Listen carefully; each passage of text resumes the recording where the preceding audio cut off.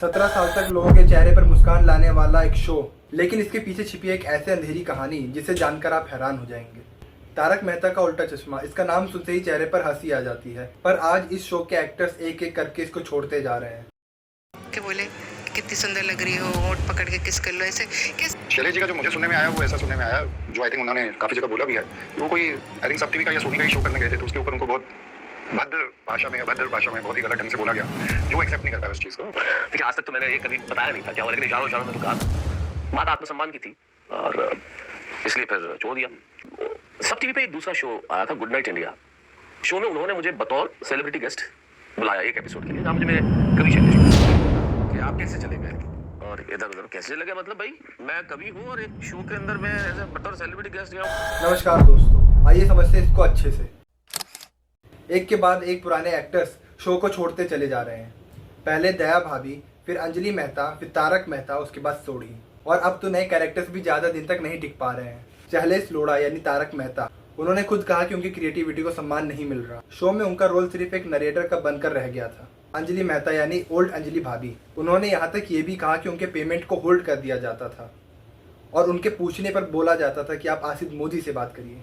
गुरुचरण सिंह सोढ़ी, जिनको देखकर हमको शो के अंदर ऐसा एनर्जेटिक फील होता था, उनको देखने पर ऐसा लगता था कि वो सारी प्रॉब्लम्स का हल है, लेकिन उनको भी शो से निकाल दिया गया। उन्होंने तो शो को बिना अनाउंसमेंट ही छोड़ दिया था। उनका कहना था कि उन्हें अनफेयर ट्रीट किया जाता था। एक ऐसा शो जिसे बिना देखे हम खाना नहीं खाते थे। सुबह हो, शाम हो या स्कूल से घर आते टाइम हम लोग इस शो को जरूर देखते थे। इनके वो कॉमेडियन जोक्स, उनके वो सीन्स और उनके वो सारे डायलॉग्स जो हमारे अभी भी दिमाग में बैठे हैं। अगर हम अभी भी उस शो को देखना चाहें तो हम अभी के शो को नहीं बल्कि पुराने के शो देखेंगे। आखिर क्यों, आखिर इसका वजह क्या है और क्यों ये सारे एक्टर्स छोड़ते जा रहे हैं। चलिए तो बात करते हैं कि ये सारे एक्टर्स इस शो को क्यों छोड़ दिए। शो के क्रिएटर आसिफ मोदी पर कई एलिगेशंस लगाए, अनप्रोफेशनलिज्म से लेकर वर्बल अब्यूज तक। कुछ एक्टर्स ने यहाँ तक ये भी कहा कि उनको मेंटली हरास किया गया। जेनिफर यानी रोशन भाभी, उन्होंने डायरेक्ट सेक्सुअल हैरेसमेंट का आरोप लगाया। अगर बात करी जाए कि शो की टीआरपी और ये शो कितना चल रहा है, इसके टीआरपी गिरती जा रही है। पहले जहां हर घर में तारक मेहता का उल्टा चश्मा चलता था, आज लोग कहते हैं ये तो बोरिंग हो गया है। यहाँ तक नए एक्टर्स कनेक्ट नहीं कर पा रहे हैं। पहले लोग शो देखते थे हंसने के लिए और अब लोग देखते हैं, मीम बनाते हैं रोस्ट करने के लिए। आसिफ मोदी एक समय पर कॉमेडियन किंग कहलाते थे, लेकिन अब सिर्फ उनके खिलाफ मल्टीपल कंप्लेंट्स हैं। कई एक्टर्स का कहना है कि सेट का एनवायरनमेंट टॉक्सिक हो चुका है।